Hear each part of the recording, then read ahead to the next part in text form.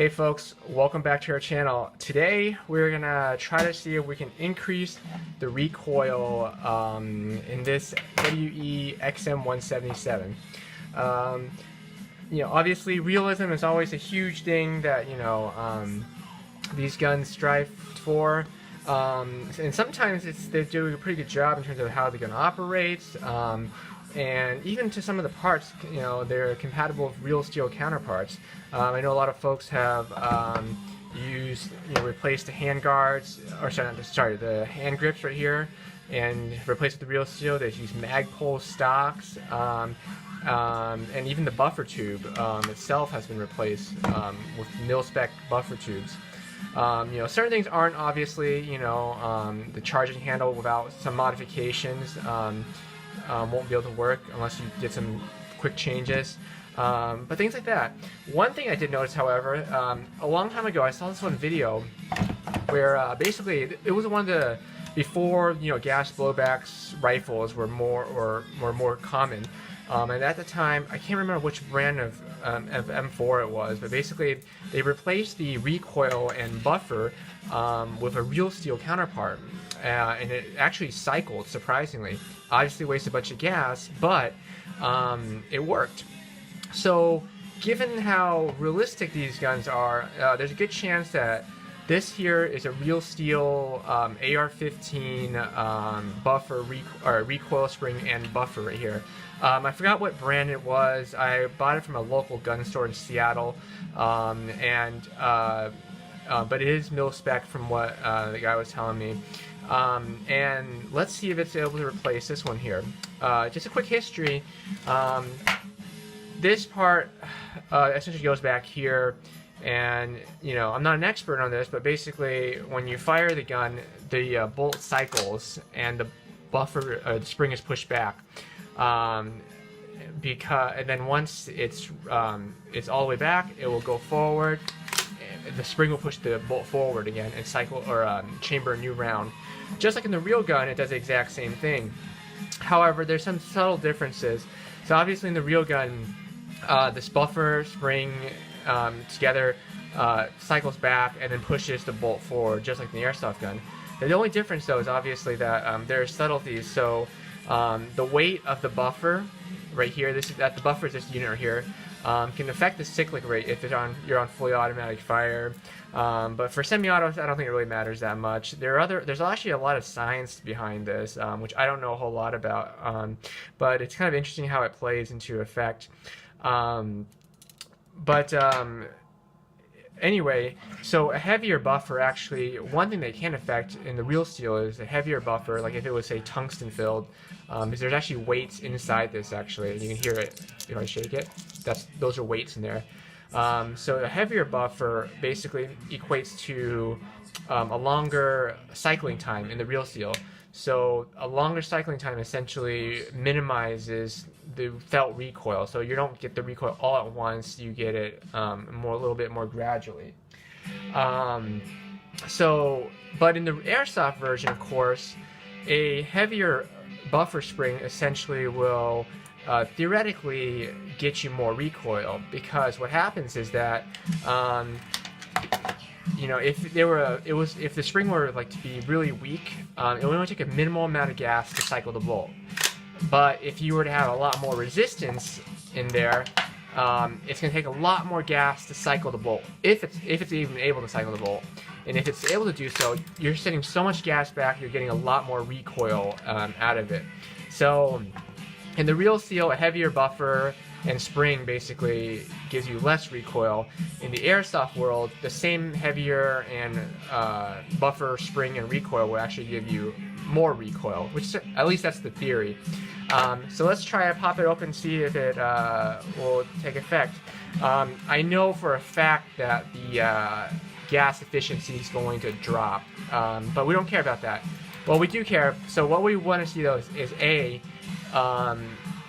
the FPS, is recoil more dramatic with the real steel parts, and B, can you at least get through an entire magazine, 30 rounds at least, and still have the bolt locked back in the last round? Because if that's the case, that would be golden. And then finally, you know, FPS, does that get lowered? I've watched some videos reviewing, because there's interestingly, there is a, it's called the Angry Gun Recoil Kit for WE, but that gun, and it does seem to extend the, increase the recoil, but it also does seem to slightly reduce the FPS a little bit too. And then some folks who reviewed it said that it doesn't really affect it that much recoil-wise, but it does increase the rate of fire. So it's hard to tell. Either way though, that thing sells for $60 a pop, whereas this thing only sells, the real steel right here only sells for 28 bucks. So let's see if this is a cheaper alternative, and let's test to see how mil-spec these buffer tubes claim to be. Alright, so let's pop this open. Alright, so what we want to do is basically, there's a detent pin right there. You want to push that down, and let's see if we can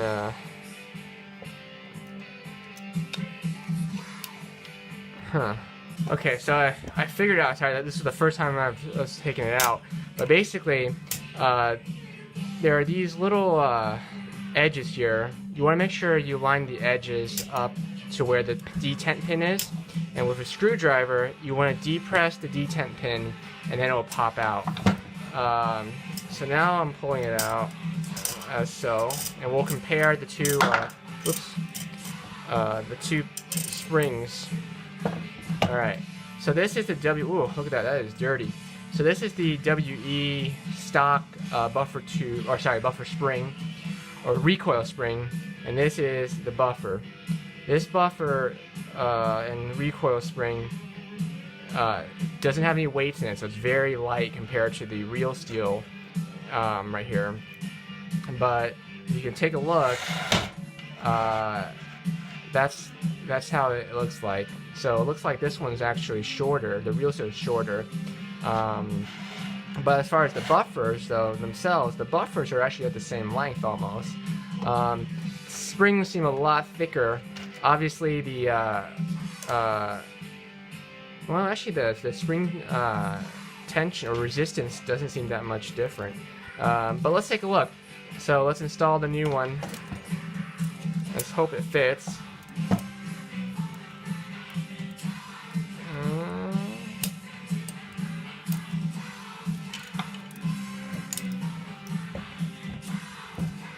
I'm going to push down that detent, so hopefully it'll be a little bit easier.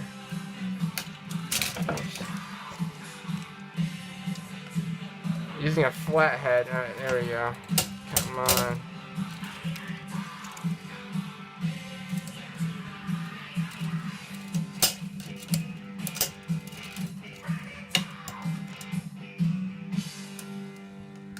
I'm sure there are easier ways to put this in, but this will work. Oops.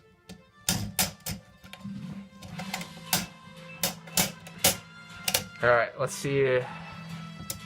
Looks like it's gonna fit. So remember, you want to make sure you line up the straight edges. Okay, finally I was able to put that in. Basically, the key here is then I found out the easiest way is to make sure you use a flathead. Keep that detent pin pushed down, and then while pushing down, it's still quite a difficult task, but it's finally in. It looks like it flows in nicely. So let me just turn it a little bit. All right, cool. So let's try to take a look at this. Now, obviously, the resistance is a lot heavier now than before, so I can't. It's really hard to push this in now. So when I cycle the charging handle, the bolt should have the same resistance as a real charging handle on an M4. Alright, let's see. Or sorry, a real steel AR-15. Let's reassemble the parts together. Some difficulties there. I had that misaligned. Anyway, so now that it's attached, let's pop it in. Alright, let's see how it cycles now.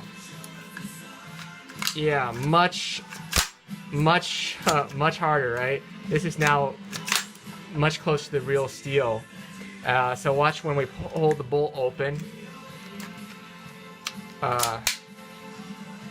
And I'm going to release it with the bolt stop here. Watch how fast it cycles forward. Yeah, it hits a lot harder too. So It might not be that much noticeable, but you can definitely hear it. It slaps a lot harder. Obviously, that's probably not good for the bolt itself, nor the bolt face, especially since WE bolts are known to, the bolt face is known to crack often. This is the bolt face before, and that was before even using the real steel recoil spring. All right, time for the moment of truth. Let's load in a fresh mag, and let's see how it fires. Alright, so hopefully this is on camera now, and you folks can see this. So this is the real steel bolt, or sorry, the recoil spring and bolt. Let's try to do this and see if we can at least get to this whole magazine. Again, I'm having issues with a lockback. That was before I even had this new system installed. But let me at least try to see if I can hold the bolt down and then fire it and see if it'll lock back. Alright, let's let it roll and see what happens.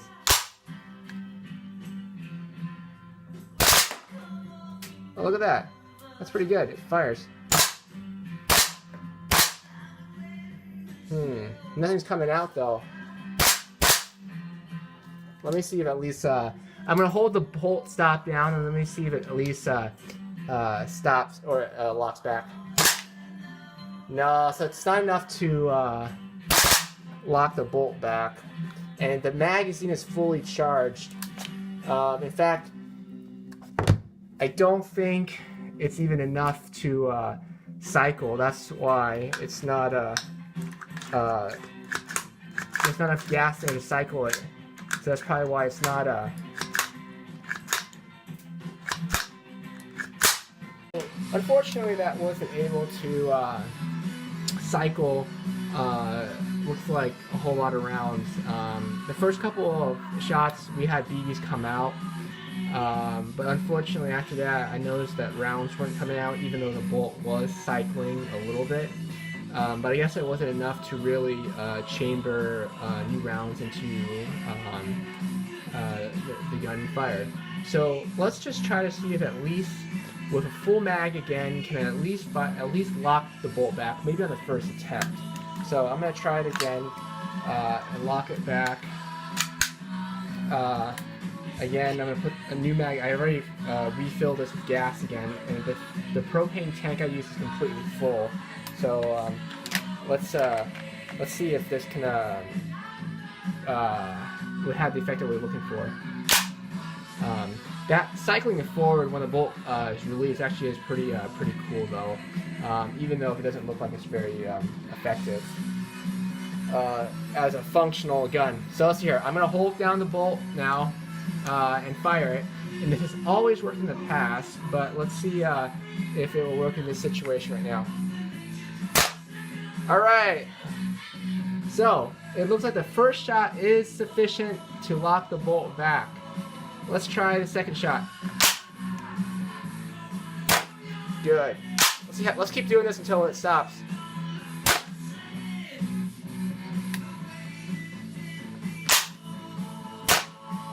But for some reason the rounds aren't firing out of the gun.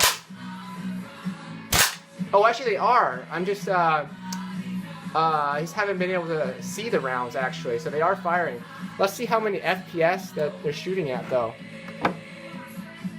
So I'm going to try one right here.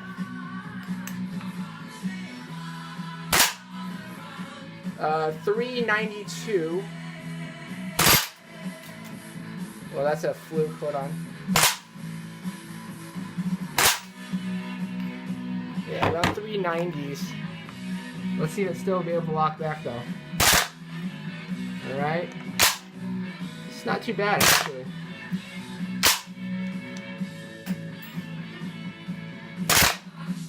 I don't know why it's firing double shots like that.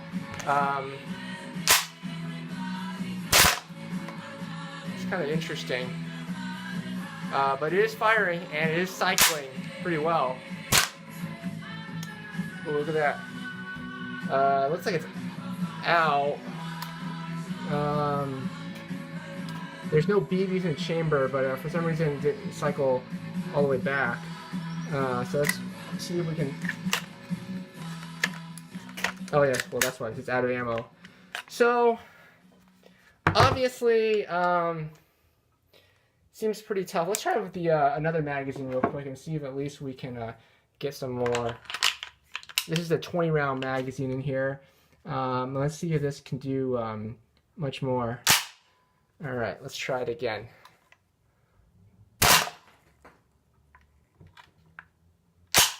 It's pretty good.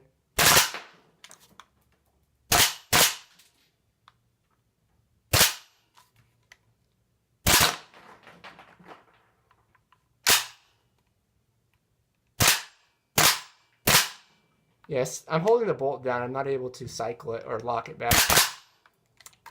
Are there at least rounds in the chamber? Yeah, there is a round in the chamber.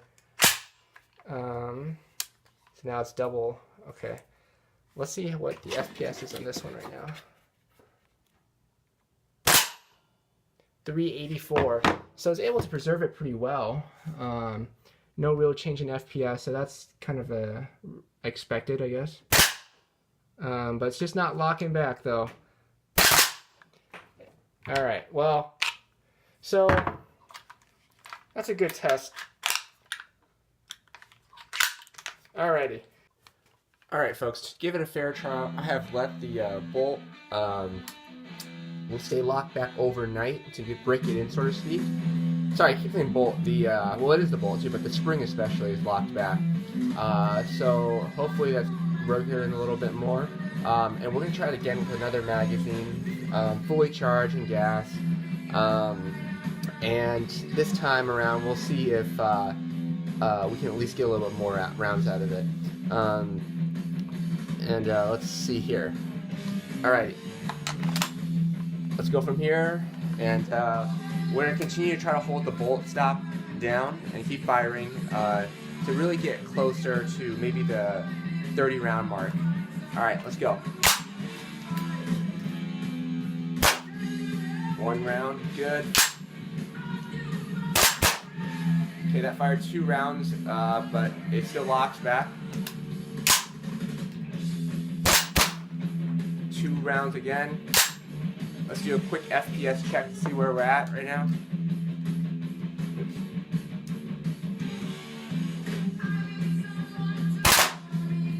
$393. Alright, so we're still doing good.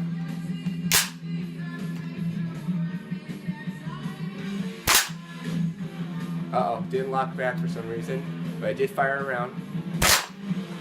Alright, that was 2 rounds. I can see the paper targets clearly getting hit. Alright, locking back.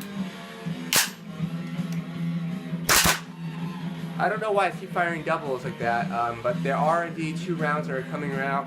I do hear it cycling twice, but at least it's locking back and it's shooting still pretty hard right now, so let's keep going.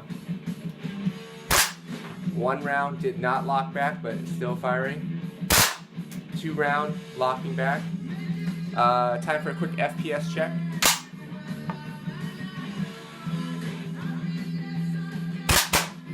That's 391, so we're still holding our FPS pretty well right now. I like that, and it's still locking back. So let's keep going.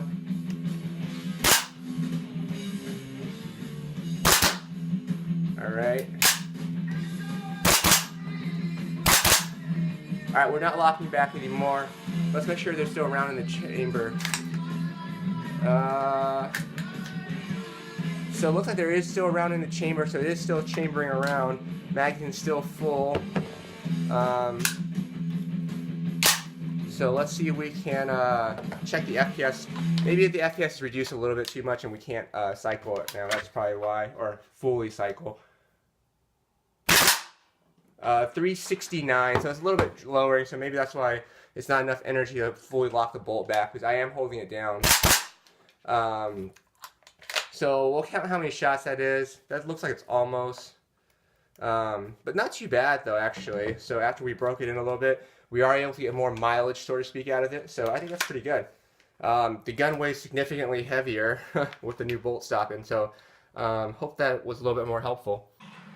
Alright, so final words, right? What are we getting with the new buffer speed? This is the original, and the new one, or the real still is installed still. Well, surprisingly, it's working pretty well. Initially, we had some rough issues with it, but after letting it sit into the gun locked back overnight, and we tried to repeat test the next morning, cycled surprisingly well. We didn't quite get through the entire magazine. There was still one or two rounds left in the magazine, and it was starting to be at the point where anything less than like 390 or 380 wasn't really enough to completely cycle and lock the bolt back. But it was still able to fire the rounds and still shoot up to about 360 FPS, which is still pretty good, I think. So obviously, you know, it looks like, you know, I wouldn't even say the gas efficiency dropped down so much to the point where you can't even get this whole magazine. It's just that because the resistance is so heavy, it's going to be harder to get the bolt locked back completely. But it still works pretty well. So whether or not you should buy one or not, it's up to you, right? So what did we get through?